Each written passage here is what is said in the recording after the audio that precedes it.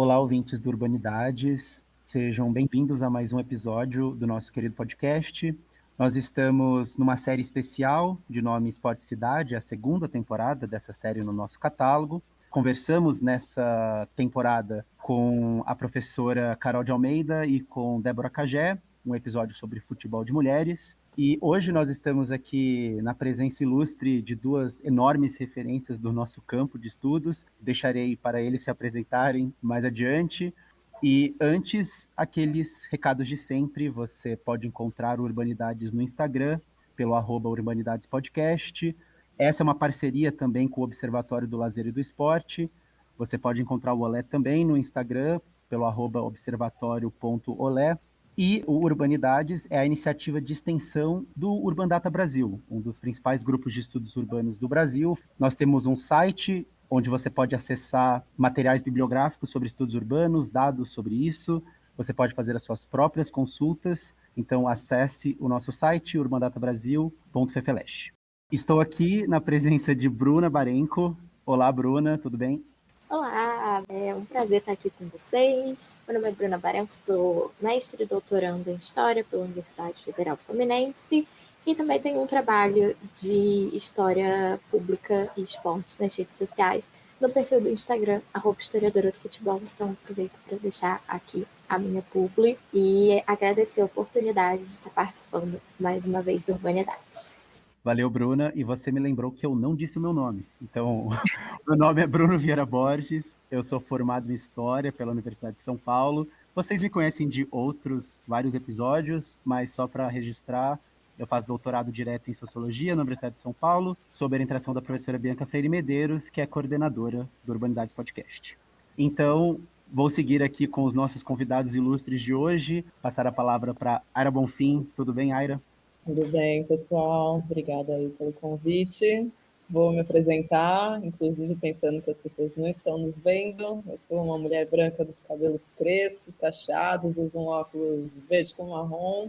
Estou vestindo com muito orgulho a camisa de Cabo Verde, numa data histórica para essa equipe que, além de inaugurar, conseguiu manter um 0-0 aí durante a Copa do Mundo de 2026.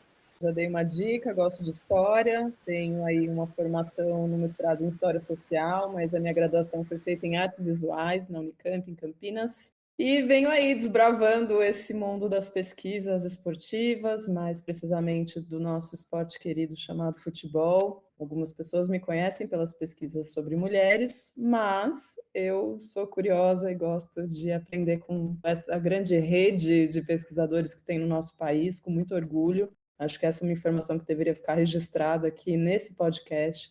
O Brasil, na sua imensidão, também é um produtor de muito conhecimento sobre esporte, e o fato da gente estar aqui reunido comprova isso e só expande aí essa rede de convidados e convidadas que vão aparecer por aqui. Obrigado, Aira. E professor João Malaya. Bruno, boa noite, bom dia, boa tarde para quem está ouvindo, para a Bruna também, e para minha companheira de vários carnavais aí, né, Aira? Muitos trabalhos que a gente já participou juntos. Eu sou o João Malaya, sou historiador, sou formado pela Universidade de São Paulo, também doutorado em História Econômica também pela USP. Atualmente sou professor do Departamento de História da Universidade Federal de Santa Maria. Coordeno um grupo de pesquisa em História do Esporte e História do Lazer, que é o Stadium, que tem vários bolsistas de iniciação científica, estudantes de mestrado, de doutorado. Assim como a Aira também, faço minhas as palavras dela, tenho muito orgulho de participar dessa rede de pesquisa, que tem já bastante tempo e bastante produção. Espero que eu consiga contribuir aí para as discussões, para os bate-papos. É com bastante orgulho também que eu participo aqui do podcast Urbanidades. Valeu, professor João. E eu aproveito, então, para fazer a primeira pergunta para o João, obviamente convidando a Aira para o jogo, caso ela queira fazer comentários. O João mandou para a gente um artigo que traz a figura dos clubes, dos dirigentes, para pensar a ditadura militar. É muito comum que a gente pense a relação da ditadura com a seleção brasileira e fica um pouco à parte ali o papel dos clubes na dinâmica. Traria essa pergunta para a gente pensar, então, justamente esse papel dos clubes na dinâmica da ditadura militar brasileira, o quanto tinha de adesão, o quanto não tinha de adesão, o quanto a gente vê, no caso dos clubes, apenas reflexo do que acontecia na sociedade civil mais ampla, ou se havia ali espaços de barganha, de negociação no métier esportivo pós-golpe de 64 e nessa construção de uma aparência de normalidade. Bom, esse artigo, né, ele foi publicado na Revista Brasileira de História, um dossiê que saiu em 2024, que abordava os 60 anos do golpe. Então, em primeiro lugar, foi um orgulho imenso da minha parte conseguir publicar esse artigo, porque a gente está falando talvez da revista mais tradicional de história do Brasil, talvez no dossiê mais importante que foi publicado em 2024, na efeméride dos 60 anos do golpe. Conseguiu um pouco assim, romper a bolha e colocar essa discussão do futebol em pauta nas principais discussões sobre ditadura. Essa perspectiva dos clubes, eu estou trabalhando com futebol e ditadura há pelo menos 7 anos, fazendo essas pesquisas cada vez mais aprofundadas. Comecei num projeto de escrever um artigo que foi publicado também na revista Tempo, sobre construção de estádios de futebol na ditadura, analisando os nomes desses estádios, junto com o nosso querido e saudoso amigo Rafael Fortes, que infelizmente nos deixou de maneira muito prematura, a quem eu presto sempre as minhas homenagens por ter começado esse trabalho junto comigo. Esse artigo ele foi desembocado depois em outros artigos, em outras pesquisas e um projeto financiado pelo CNPq que eu estou concluindo agora. Vai ter a publicação de um livro, vai ter uma série de podcasts também sobre estádios. E ao longo dessas pesquisas, eu entrando em contato principalmente com a bibliografia sobre ditadura na Argentina, me deparei com um livro, Clubes de Futebol em Tempo de Ditadura, que é organizado por 3 pesquisadores argentinos que se debruçaram sobre essa questão de qual era a relação dos clubes de futebol com a ditadura. E a gente no Brasil, acho que até a publicação desse artigo, a maior parte das coisas que a gente tinha falava muito sobre democracia corintiana, ou às vezes mais pontuais. E o meu foco ali era analisar um pouco que o historiador Hanan Haim, da Argentina, ele chama de um mosaico de atitudes dos clubes. Então a ideia era pensar em adesões, resistências, pensar em produção de consenso, de discursos de consentimento à ditadura, feito pelos grandes clubes de futebol. E aí, pensando grandes clubes, a gente tem que fazer uma métrica, alguns clubes vão ficar de fora, vai ser sempre uma discussão, a discussão mais boleira. Ah, esse clube é grande, mas esse clube é grande. Então, assim, tive que fazer um recorte. E a minha ideia, depois, assim que terminar esse projeto dos estádios, é efetivamente fazer um projeto de pesquisa mais sistemático, não ser só esse artigo. Esse artigo, eu até termino ele dizendo que esperaria que essa questão fosse só o pontapé inicial para a gente discutir isso. E aí, Bruno, tem uma coisa assim que me incomoda muito, que é, a gente brinca assim, né? Eu acho que a Aira já deve ter ouvido esse termo, você também, né, Bruna? A Bruna também, né? Que é o esquerdoclubismo, que é a galera que visualiza que o seu clube, de alguma forma, é um clube mais progressista e tal, né? E aí acaba por esconder e não enfrentar o desafio de compreender os clubes que a gente torce como clubes que, em determinados momentos, fizeram uma adesão ao projeto da ditadura. Então, esse trabalho ele tenta construir um pouco isso. Vai passando por várias etapas de formas como os clubes vão se colocando em determinados momentos da sua história mais próximos, aderindo ou pelo menos se silenciando em relação ao que acontecia na ditadura. E eu coloco isso também no final do artigo, que a gente, enquanto historiador, enquanto historiadora, a gente precisa enfrentar esse desafio de perceber essas questões, de perceber os clubes que a gente torce com tanto amor, com tanto carinho, dentro da sua complexidade histórica. É impossível a gente imaginar que clubes que são clubes da elite do futebol brasileiro se colocaram contra a ditadura. E a ideia aqui não é apontar o dedo para o torcedor do determinado time, o teu time fez isso. Não, é tentar entender e se aprofundar na complexidade dos fenômenos históricos, que eu acho que é isso que a gente faz enquanto historiador, enquanto historiadora. Desafiar as pessoas a perceberem essas questões, né? Incentivar a que se façam pesquisas. A ideia desse projeto que eu pretendo iniciar provavelmente a partir do ano que vem é isso, assim, fazer eu sei que eu não vou ter acesso às atas dos clubes, por exemplo, vou ter que fazer um projeto que drible essa dificuldade metodológica, porque isso é muito difícil de conseguir, principalmente tocando num assunto como esse. Ninguém quer mexer nesse vespeiro dentro dos seus clubes, for por outros caminhos, mas isso não tem problema. A gente, historiadora, a gente é treinado para isso. Olha aí a Aira, o trabalho que ela fez com as mulheres. Sempre se falava, mas não tem documentação, não tem documentação. Aí a Aira foi lá e falou, não, calma aí, cara. E até quando não tem documentação é importante pra gente. Quando não tem documentação diz alguma coisa. A ideia é fazer esse estudo sistemático dos dirigentes dos clubes, dos presidentes dos clubes e desvendando essas redes de sociabilidade desses caras, as relações que eles tiveram com os presidentes da ditadura, com os ministros, com os governadores, com os prefeitos. E depois isso ir se espraiando dos grandes clubes para os clubes menores, para os clubes das pequenas cidades. Como é que eles se relacionavam.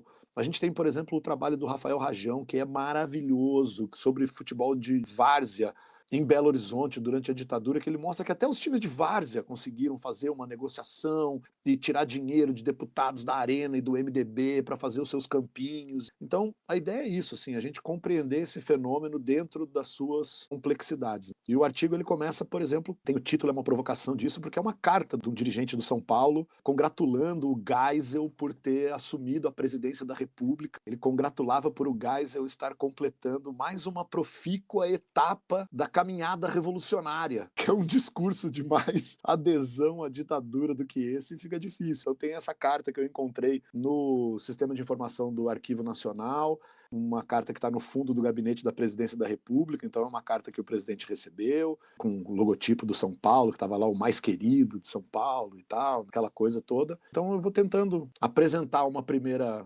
abordagem sobre isso. Eu já vou aproveitar o ensejo aqui desse tema para criar um flerte de pesquisa com o João, porque eu, Rajão, Henrico Spadiari, o Alberto Silva, a gente tem olhado muito esse futebol amador, popular, de várzea, e a gente tem olhado muito para os casos argentinos dos clubes pequenos, os clubes populares, e aqui os de várzea, né, como a gente chama. E, curiosamente, no período de redemocratização da Argentina, esses clubes, eles vão ser lugares extremamente importantes, um espaço seguro, né, de encontro dessas pessoas, de fazer reuniões, de alguma forma se confabular ali contra o status quo autoritário. E por que a gente está estudando isso, né? Porque como contrapartida de redemocratização naquele país, esses clubes conseguiram uma chancela de proteção do Estado, ou seja, eles são patrimônio, eles são tombados na sua estrutura física, e na proteção daquela entidade, daquela associação. Muito curioso, né? Que são exemplos completamente diferentes, obviamente não é porque são clubes de futebol que é a mesma coisa, nem nos mesmos países, mas hoje a gente consegue entender a manutenção desses espaços dentro de um circuito alternativo, pensando que eles não necessariamente abriram mão de serem clubes, não são empresas, inclusive os clubes argentinos também não são empresas nesse país. Também criaram essa estrutura de sobrevivência dentro das grandes cidades, não só como Buenos Aires, mas acho que Buenos Aires se trata bem. Então a gente pode conversar bastante aí para pensar, né, como que se dá essa sobrevida que é política e também estratégica no sentido do patrimônio existindo. E agora uma pergunta mais direcionada para a Aira, mas já fica aqui o convite, caso o João tenha algum comentário. A exposição Respeita a Camisa, no Sesc de Mogi das Cruzes, ela reúne camisas de equipes de várzea, comunitárias, femininas, quilombolas, LGBT, QIAPN+. Já na exposição Balas Futebol na Banca, a gente tem a recuperação da memória das figurinhas ao longo dos anos 1950. Esses projetos, eles propõem uma história do futebol como o futebol visto de baixo, em contraponto ao futebol de Estado, de ditadura, quanto ao futebol espetáculo que a gente está vivendo agora, assistindo a essa Copa do Mundo nos Estados Unidos. Então, assim, na sua visão, o que essa história do futebol de outros ângulos ela tem para dizer para o torcedor que está hoje assistindo uma Copa e um futebol no geral cada vez mais comercial? Eu estou muito feliz porque acho que é o primeiro ano durante uma Copa masculina onde eu estou podendo exercer o meu ato primário, que é pesquisar futebol. Sou muito grata ao futebol de mulheres, ao futebol feminino, por me oportunizar muitas frentes de trabalho mesmo, de job, de fazer acontecer produtos culturais oriundos das minhas pesquisas, mas não só, de criar ali coletividades, parcerias, curadorias, e disseminar um pouco desses conhecimentos dessa rede que a gente comentou no início da nossa conversa. Aqui em São Paulo, a gente tem, né, a entidade do Sesc São Paulo, que é muito propícia no sentido de fazer proposições em torno dos conhecimentos que a gente tem do futebol. E esse ano em especial, acho que essa provocação chegou muito forte, lembrando que são mais de 40 unidades espalhadas por todo o território do estado de São Paulo, que vão pensar suas equipes esportivas para além desse lugar mais intrínseco da educação física, né, de promover torneios, de atividades atléticas, físicas, etc. Então, nessas provocações, a gente vai, de novo, olhar para esse grande evento que é a Copa do Mundo FIFA, e repensar o que é possível criar a partir desse tema que ele vai atravessar as nossas vidas, você gostando ou não desse futebol. Eu não vejo problema nenhum da gente ser afetado por esse calendário. Eu acho muito curioso, inclusive, como me afeta, como afeta a cidade, como afetam os países, os mundos, as discussões, como é uma loucura você abrir as redes sociais, você sair da sua casa, estar na calçada e como isso vai estar reverberando. Então, se isso vai reverberar, por que não a gente produzir cultura, conhecimento, levar tantos desses materiais que estão, às vezes, nos nossos bancos de dados, nas universidades, nos nossos artigos, nos nossos sites, etc., para produtos culturais que possam atravessar diferentes pessoas que gostem e não gostem de futebol, diferentes idades, faixa etárias, lugares.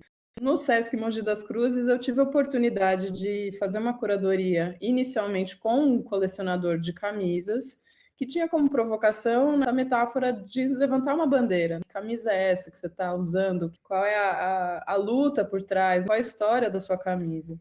E dentro de possibilidades que pudessem ser mais históricas, camisas aí que tem mais de 100 anos, de clubes representativos aí de uma historicidade desse esporte, mas também projetos mais recentes, de toda a natureza, de 50, de 10 anos atrás, de 2 anos atrás. E aí, fazendo esses estudos junto com o colecionador, eu percebi que a minha própria coleção, que talvez nem eu tenha tratado ela dessa maneira, era muito interessante. Então, é pensar que a partir da pesquisa do futebol, a gente participou de torneios indígenas, conheci equipes quilombolas, o luto na defesa de campos de equipes centenárias de várzea aqui na cidade de São Paulo, a realização do maior festival feminino de várzea do mundo, São Pauli, que a gente trouxe durante o simpósio de 2018.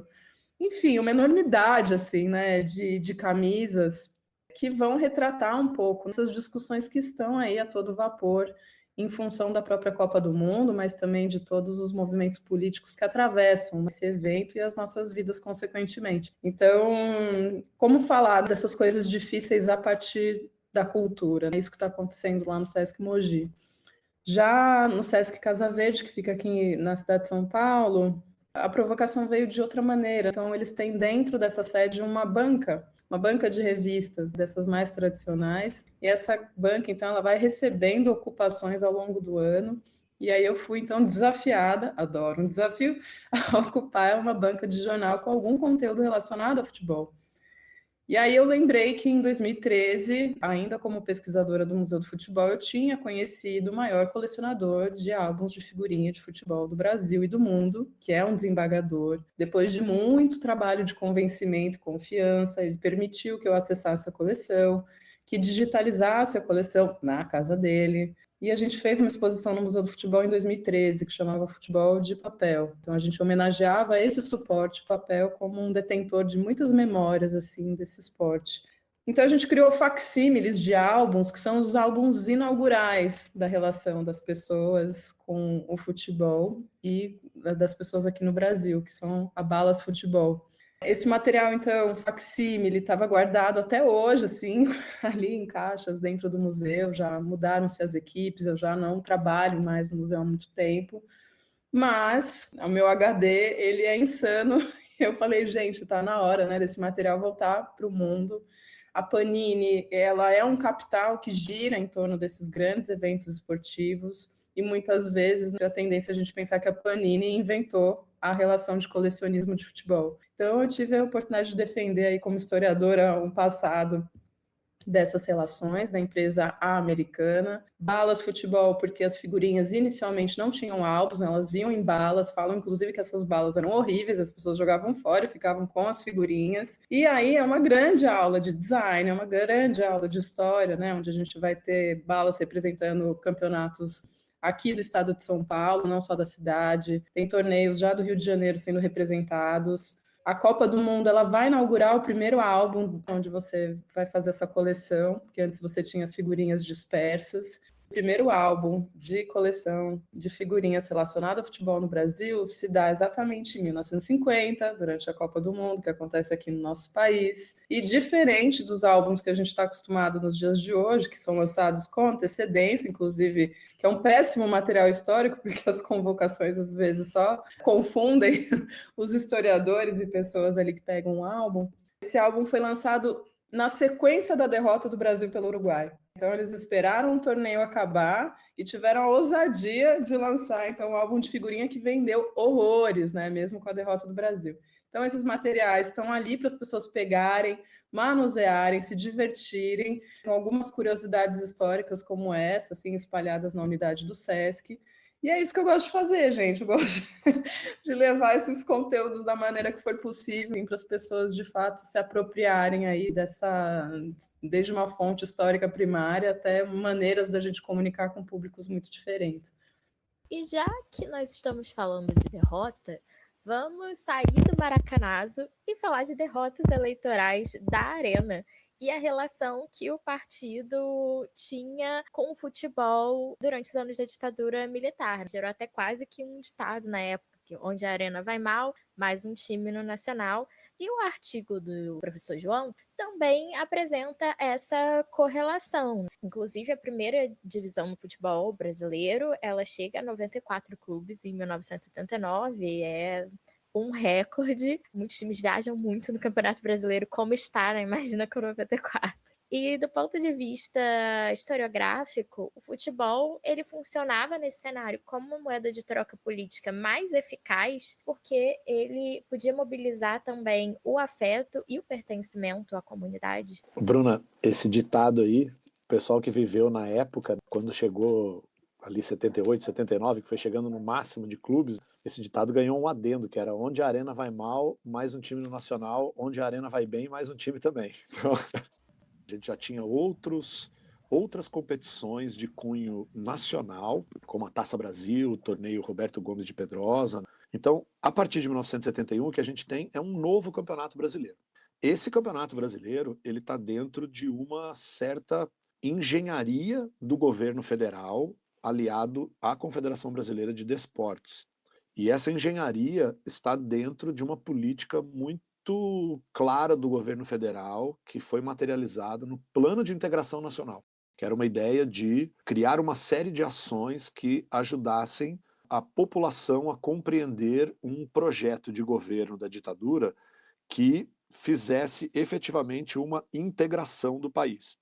Então nós temos estradas federais, nós temos desenvolvimento de uma malha aérea mais efetiva, nós temos desenvolvimento da Sudan, da Sudene, Superintendência de Desenvolvimento da Amazônia, do Nordeste.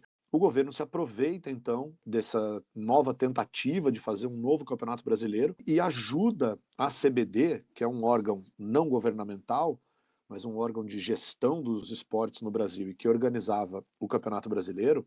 O governo federal vai ajudar, porque o grande problema naquele momento era que os clubes diziam, e a CBD, na época, dizia também, não ter recursos para organizar um campeonato brasileiro que tivesse uma duração muito grande, que ocupasse todo o calendário esportivo do Brasil.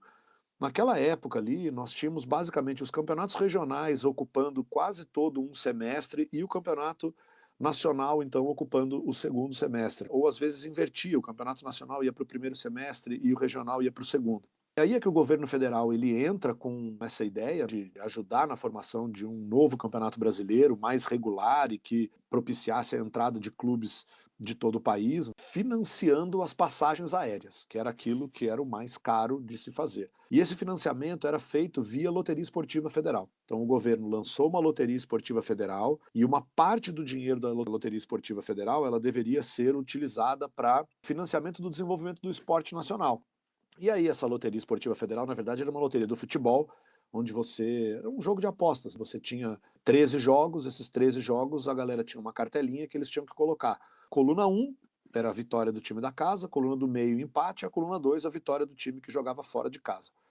E aí você poderia fazer algumas combinações, pagando um pouco mais, duplas e triplas, né? Ou seja, votar coluna 1 e coluna do meio num determinado jogo, ou algum jogo mais difícil você poderia colocar uma tripla, né? Colocar os 3 resultados para tentar, então, e aí pagava mais, obviamente. Então havia uma porcentagem desses jogos que eram utilizados para isso, e aí o governo bancava passagens dos clubes. Isso foi feito via MEC, né? Ministério da Educação e Cultura, junto do ministro Jarbas Passarinho, que era paraense, torcedor do Remo, torcedor fanático do Remo. Esse novo Campeonato Brasileiro ele já é um campeonato a priori organizado com um objetivo político, um objetivo de governo. O que começa a acontecer, como a Bruna falou que surgiu esse ditado e tal, e uma das coisas que eu percebi, a gente tem alguns estudos sobre esse novo Campeonato Brasileiro, alguns artigos publicados, tem um livro também, mas uma coisa que eu nunca tinha visto ser feita era uma sistematização dos resultados eleitorais que aconteciam nas diversas eleições, seja para vereador e prefeito das cidades. Depois do AI-5, algumas cidades eram consideradas estratégicas, então também não tinha, as capitais, por exemplo, não tinha eleição. Mas nos outros locais onde havia eleições, para prefeito, para vereador, para deputado estadual, para deputado federal e para senador, uma vez que também não havia eleições para governador e nem para presidente. Então, uma das coisas que eu ficava curioso é, bom, mas será que é assim mesmo? Será que os clubes que foram sendo colocados, eles eram mesmo de lugares onde a Arena estava perdendo? Porque era notório, assim, uma coisa é notória. A partir de 74, a gente tem um início de um processo de derrotas eleitorais da Arena, ou pelo menos, talvez não as derrotas em si, como um todo, mas algumas derrotas que a Arena vem tendo e uma diminuição sistemática do número de votos na Arena e um aumento de votos no MDB. O que a gente percebe é que, com a saída do João Avelange para assumir a FIFA, quem vai assumir a CBD é o Almirante Heleno Nunes. E o Almirante Heleno Nunes, além de ser uma pessoa das Forças Armadas, da Marinha, ele era também presidente da Arena do Rio de Janeiro. A gente tem esses dados disponíveis, que são as listas eleitorais de todas as eleições, com todas as votações, o número de votos. E aí eu comecei a fazer isso, assim, foi um trabalho imenso, assim, de dias e dias de montar tabelas e tabelas e mais tabelas, fazendo. Bom, a gente tem um campeonato com 20 clubes, depois aumenta para 22, depois aumenta para 42, depois aumenta para 48. E toda vez que ia tendo esses aumentos, eu ia tentando compreender que clubes é que eram colocados, de onde eram esses clubes, de quais cidades e quais eram os resultados eleitorais que tinham havido nas últimas eleições nas cidades onde aqueles clubes estavam. E aí fui conseguindo fazer isso e realmente esse não era o único motivo para que o clube entrasse. A gente tinha outros motivos, por exemplo, a construção dos estádios. No Piauí, a entrada do Tiradentes, que é o time de Teresina, que entra no governo do Alberto Silva, não tem a ver com a derrota da Arena em Teresina. Tem a ver com a construção do estádio de futebol que foi tocado pelo governador Alberto Silva, da Arena, nomeado pela ditadura, e que estava dentro também desse projeto de integração nacional e do PND também, o Plano Nacional de Desenvolvimento, acionado para a construção desses estádios. E o clube que foi colocado em Teresina era o clube da Polícia Militar. Inclusive, o presidente do clube era um coronel da PM. Então, não foram os times, por exemplo, o Flamengo do Piauí, o River do Piauí, não foram esses times que foram colocados. Foi o Tiradentes, que era um time da Polícia Militar. Nem sempre os clubes que foram colocados eram clubes onde a Arena tinha ido mal. Em alguns lugares a Arena tinha ido bem, mas ao fazer essa sistematização, o que a gente percebe é que sim, há uma relação entre as derrotas da Arena em determinados lugares e a inserção de determinados clubes de futebol no campeonato. E depois, mais para o final da década de 70 e início da década de 80, a gente começa a ter os regulamentos que ainda precisam ser mais bem analisados e escrutinados sobre convites. Então havia, o time que ficou até em tal lugar no campeonato estadual entra também e tal. Então, sim, há uma relação entre essas derrotas da Arena e as entradas dos times no campeonato, nesse novo campeonato brasileiro que começa em 71 e que vai chegar lá em 1979 com 94 clubes.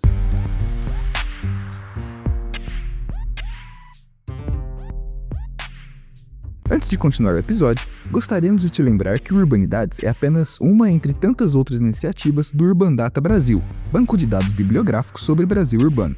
Para saber mais, confira nosso site urbandatabrasil.fflch.usp.br e não deixe de nos acompanhar no Instagram pelo @urbanidadespodcast. Vamos para a segunda parte da entrevista.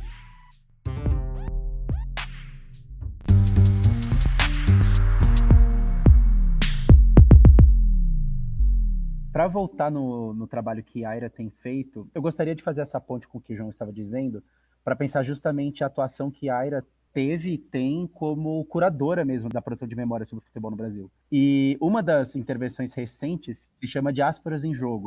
Nesse caso, a Aira está interessada em mapear a trajetória de jogadores de origem africana, tratando dessas dinâmicas de desigualdade e mobilidade. Eu gostaria que a Aira falasse sobre o tema do colonialismo, do pós-colonialismo, pensando também nessas repatriações, gerações novas de equipes africanas muito fortes. A gente viu Marrocos na estreia contra o Brasil, e qualquer pessoa que minimamente acompanhou o futebol de Marrocos nos últimos anos não se surpreende com o empate, porque é uma seleção que vem se provando, se provou no último Mundial, se provou nesse ciclo de Copa. A gente tem a seleção de Senegal também. Acho que pensar um pouco nesse futebol global mesmo, e o quanto existe ali uma tensão entre esses jogadores escolherem jogar pela Europa, não jogar pela Europa, o quanto isso tem a ver com as suas trajetórias também. E acho que amarra isso no trabalho que a Aira desenvolve pessoalmente como curadora de memória sobre futebol. Acho que é isso, né? Um exercício de fazer as escolhas, de não me restringir a um lugar de pesquisa, porque eu acho que até a minha pesquisa sobre mulheres bebeu assim de tantos trabalhos interessantes, inclusive faço menção ao próprio Malaya aqui com a gente. A gente precisa gerar esses trânsitos de leitura, de troca, dos grupos de pesquisas, nas oportunidades de encontro. Enriquece muito o nosso olhar. Eu fui desafiada, né, novamente, agora pela unidade do SESC 24 de Maio, que é uma unidade muito especial para mim, porque é o SESC que eu utilizo como pessoa física, onde eu nado, onde eu faço academia, onde eu frequento, onde eu vou em shows. E para quem não está tão familiarizado com essa região de São Paulo, que é a região do centro, o centro histórico, inclusive é onde tem os atravessamentos da minha própria pesquisa, Paissandu vai ser um local muito importante das trocas, né, de uma Cinelândia antiga de São Paulo, onde tinha os circos, o futebol feminino foi exibido, onde as lutas eram praticadas, no intercâmbio ali de cultura, arte, esporte no início do século XX. Esse hoje é um lugar que também ele respira esses intercâmbios, só que já a partir do contexto de imigração na cidade de São Paulo. É uma região muito africana e essas comunidades representando seus respectivos países estão imbricadas nesse centro de São Paulo, eles vivem, eles trabalham, eles também frequentam o SESC São Paulo, mais precisamente essa unidade do 24 de maio. Então a própria unidade meio que me convocou a pensar algo que tivesse uma relação com imigração e futebol nesse contexto de Copa do Mundo. Comecei a olhar as pesquisas aí dos nossos colegas, comecei a estudar um pouco de como se dava esse viés de pesquisa também fora do país, uma vez que você tem esse contexto de olhar não só para dentro, mas para fora. E aí eu conheci o CIES, que é esse observatório do futebol que bebe de fontes bem interessantes, eles têm o privilégio ali de acessar um banco de dados muito especial diretamente da FIFA, eles estão alocados ali na Bélgica, e vão fazer não só um banco de dados a partir desses deslocamentos de jogadores do mundo inteiro, não só desse recorte africano, mas eles vão produzir algo que bate muito no meu coração, que são mapas que mostram em tempo real, a partir dessas bases de dados, os destinos de todos os países que estão aí produzindo jogadores, homens profissionais. Então, eu acho que o exercício de curadoria é esse, conseguir olhar esse todo de um contexto de pesquisa muito séria, de um observatório sério, e conseguir ser capaz, né, de fazer uma amostra, que é o que a gente vai chamar de curadoria, uma escolha dentro de tantas renúncias, tantas possibilidades que a gente poderia fazer. Que não é muito diferente quando a gente vai fazer um artigo, quando a gente vai fazer, né, uma pesquisa de mestrado, de doutorado. Então, acho que a vida no Museu do Futebol me permitiu aprender a fazer essas escolhas e também promover essa comunicação. Então, como olhar, às vezes, para esses dados que são tão duros, tantas quantidades, porcentagens, tantas informações, e tentar traduzi-los numa maneira que se articule ali com esses frequentadores desse oitavo andar, que é um oitavo andar que tem uma quadra, que tem criança, que tem adulto, que tem pessoas, sim, oriundas de países, né, de África, e também tem brasileiros que estão ali passando por ele. E aí eu decidi que eu ia fazer esse recorte, olhando para o continente africano, e pensar, escolher esse primeiro destino de migração desses países, os países que estão deslocando quantitativamente maior quantidade de homens para o profissionalismo do futebol, e trabalhar, inclusive, com esse tema do expatriado, desse jogador que não foi formado no país onde ele joga.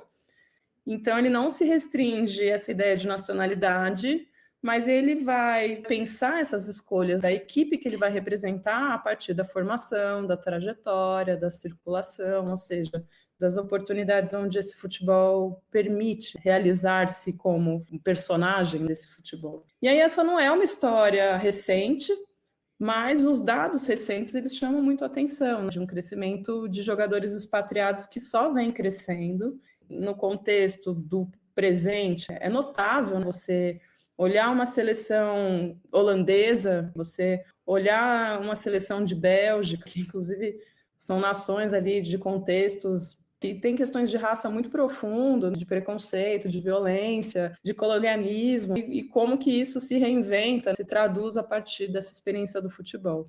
Convido, então, um ilustrador para trabalhar comigo, e a gente vai recriar um mapa, onde a gente vai dar um zoom, um foco para esse continente africano, e aí desenhar esse destino, esse deslocamento primário da maioria das nações, não são todas as nações representadas ali, porque às vezes numericamente não eram relevantes, ou também para não poluir a imagem.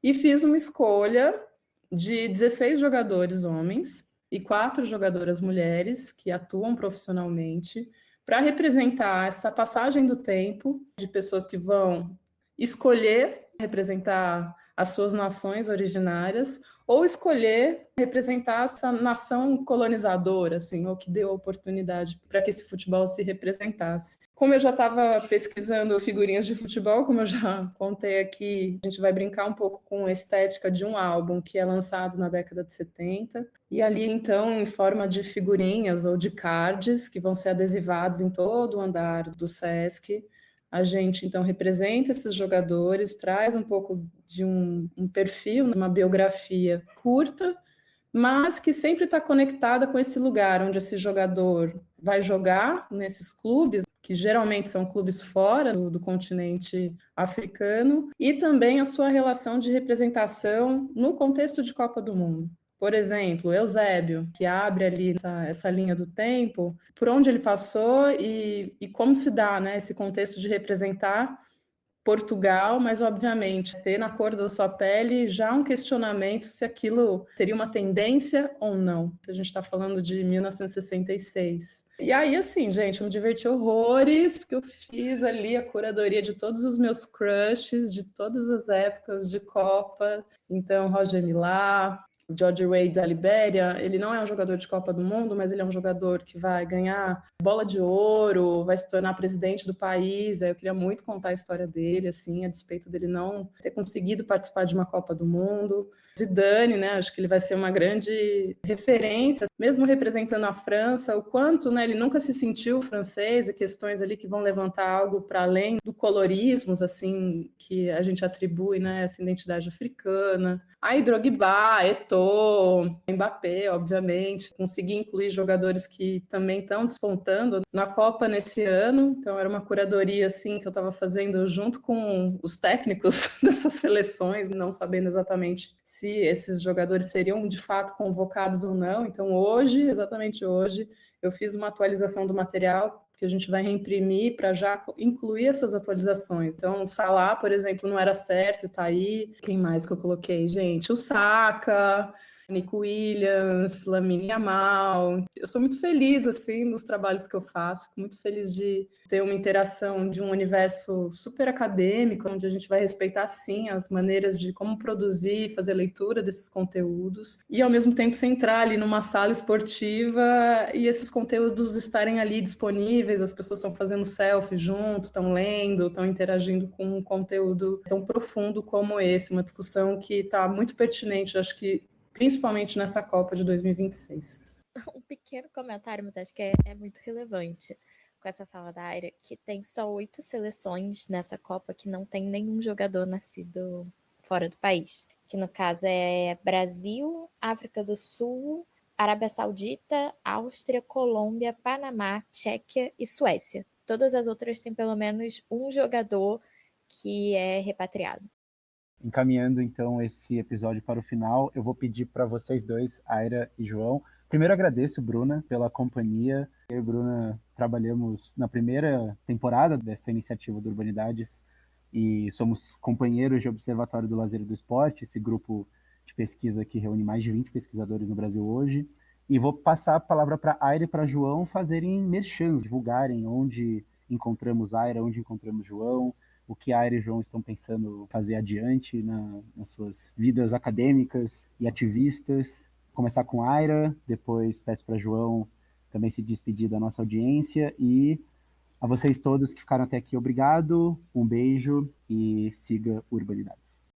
Obrigada, gente. Nossa, é um perigo fazer esse tipo de passar o bastão assim para mim, que eu tenho dito para as pessoas, estou com uma agenda igual a da Beyoncé, fazer muitas coisas que eu amo, que é o trabalho com futebol, que é esse trabalho com cultura, que é esse trabalho de encontros com as pessoas, com outros pesquisadores, com quem de fato faz acontecer o futebol, com políticas públicas. Recentemente a gente aprovou a Lei Geral da Copa, eu acho que essa é uma notícia que tem que ficar registrada aqui nesse podcast, tem 2 semanas. Contrário do que foi a Copa de 2014, né, onde essa lei atravessou tantos movimentos sociais, onde a gente foi para a rua discutir e brigar sobre o que significava nesse atravessamento da FIFA, CBF no país. No caso desse evento tão importante para a comunidade de mulheres que jogam futebol, isso passou muito mais desapercebido, não que fosse uma novidade, mas acho que é importante pensar quanto houveram manifestações da extrema-direita em torno das aprovações da Lei Geral da Copa, porque é uma lei que modifica o regulamento nacional em todos os âmbitos, passaporte, segurança, turismo, os recursos, enfim, acho que eu chamo essa atenção de quanto ainda não é uma balança nas estruturas de visibilidade, inclusive sobre as políticas que estão sendo travadas nas nossas frentes. Mas, apesar do calendário das mulheres ser completamente desfavorável, e por que eu digo isso? Porque a gente tem 1 ano para promover um torneio que é o mais importante do globo, em meio a eleições nacionais e num trânsito que envolve os próprios ministérios e de um evento que atravessa no âmbito federal, dos estados, das cidades. Então, vocês imaginem o desafio que vai ser a organização desse evento nessas 8 cidades sedes que vão receber muita gente mesmo. Eu estou atuando nesses bastidores e aí divido com vocês que essa legislação ela foi sancionada pelo presidente Lula, mas não passou desapercebida da extrema-direita, que vai possivelmente nos atacar ainda muito mais. Mas vamos falar de coisa boa e eu divido com vocês que a gente conseguiu a aprovação de uma premiação de R$500 mil para mais de 30 pioneiras da seleção brasileira, cada uma delas levando essa premiação. São mulheres que representaram o Brasil pela primeira vez na convocação de 88, que vai ser o torneio experimental primário, tanto da CBF como da própria FIFA, e na Copa do Mundo de 1991, um conjunto de mulheres que tem mais de 60 anos, que vivem, né, numa condição de muita vulnerabilidade. Há tempos que a gente tem conversado e usado a história para revelar essas trajetórias esportivas e o reconhecimento dessas biografias.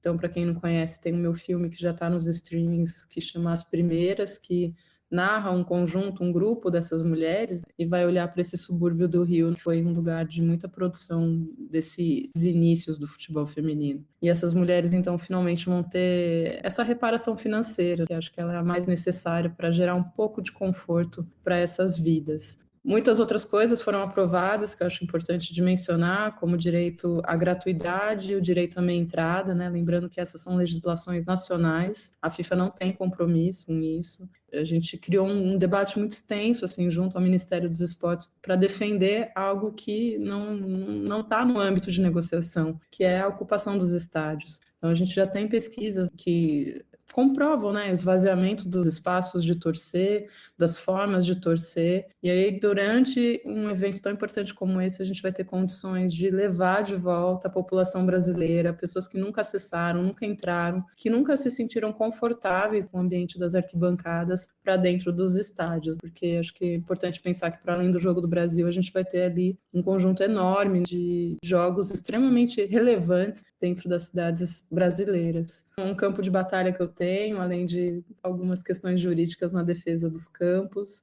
Geralmente eu uso o meu Instagram como um lugar de divulgação dessas pequenas, grandes batalhas que, por mais desesperadoras que elas sejam, eu acho que hoje a gente tem condições de atuar numa coletividade, por vezes virtual, por vezes presencial, com grupos diferentes que envolvem os grupos de estudos, mas outros grupos envolvidos com futebol na sociedade. E é possível, sim, mudar, é possível, sim, fazer condições que melhorem esse futebol no cotidiano. Para além dessa frente mais cultural que as pessoas me conhecem, eu acho que o futebol ele é compromisso. São muitas esferas, cada um do seu lugar, acho que é possível utilizá-lo. Ele é muito gentil e generoso para que a gente possa fazer da nossa sociedade um lugar mais gentil conosco, sabe?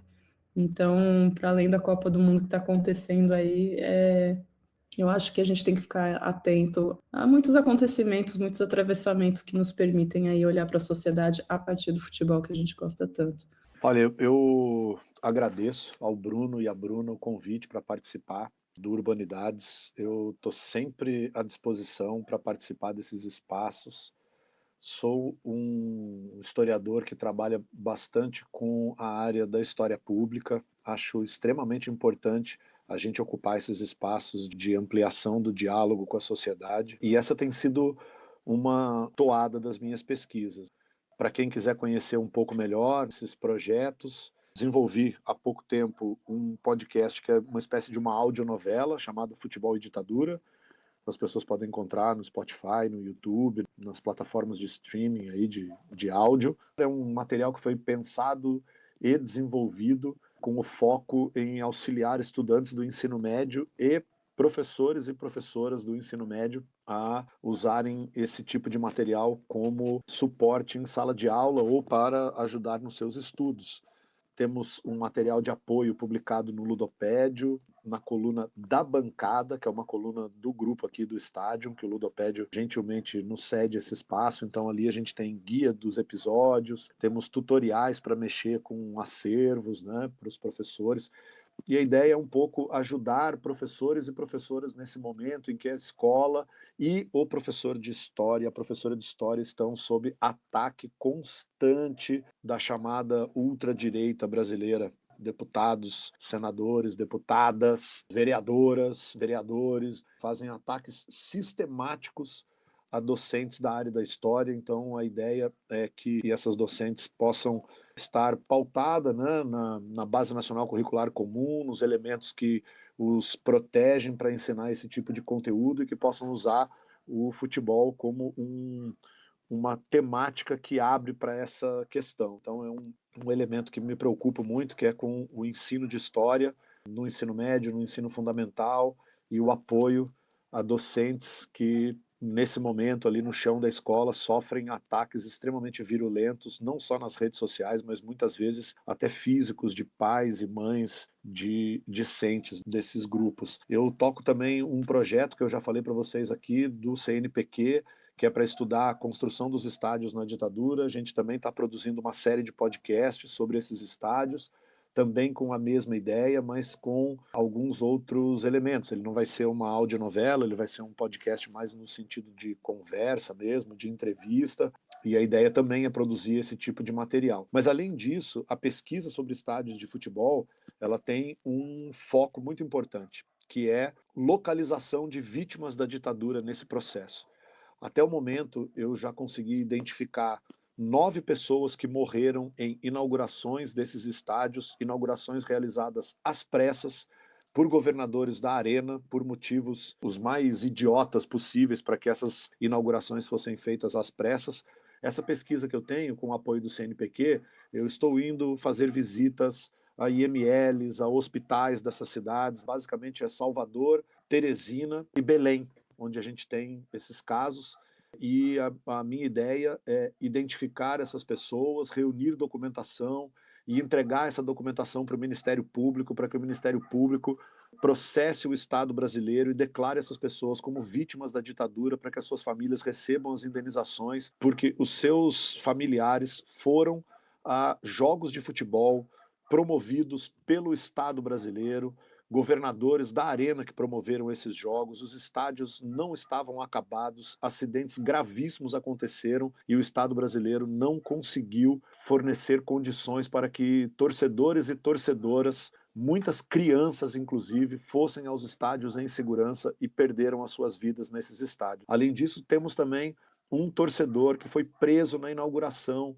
de um estádio em João Pessoa, levado para o DOP para que fosse torturado e que ele confessasse que ele tinha um plano junto com um deputado do MDB para sabotar a inauguração do estádio. Um homem que na época tinha 22 anos, era taxista de uma cidade que ficava a 100 quilômetros de João Pessoa.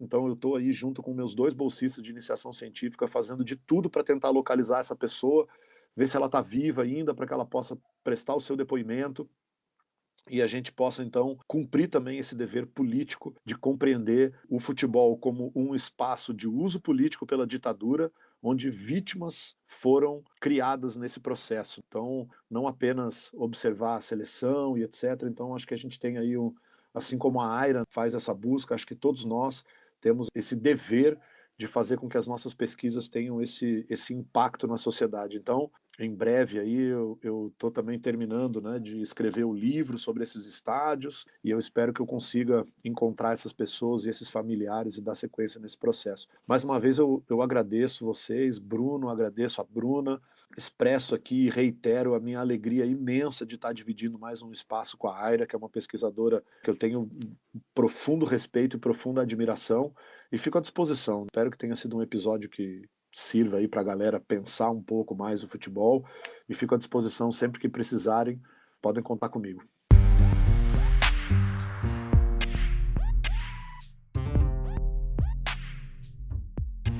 O Urbanidades é produzido pelo Urbandata Brasil, banco de dados bibliográfico sobre o Brasil urbano. Ele é feito por bolsistas e associados, sob coordenação da professora Bianca Freire Medeiros. O Urbandata está vinculado ao Centro de Estudos da Metrópole e está sediado no Departamento de Sociologia da Universidade de São Paulo. Visite o perfil do Urbanidades no Instagram, @Urbanidadespodcast, e a página do Urbandata Brasil no Facebook.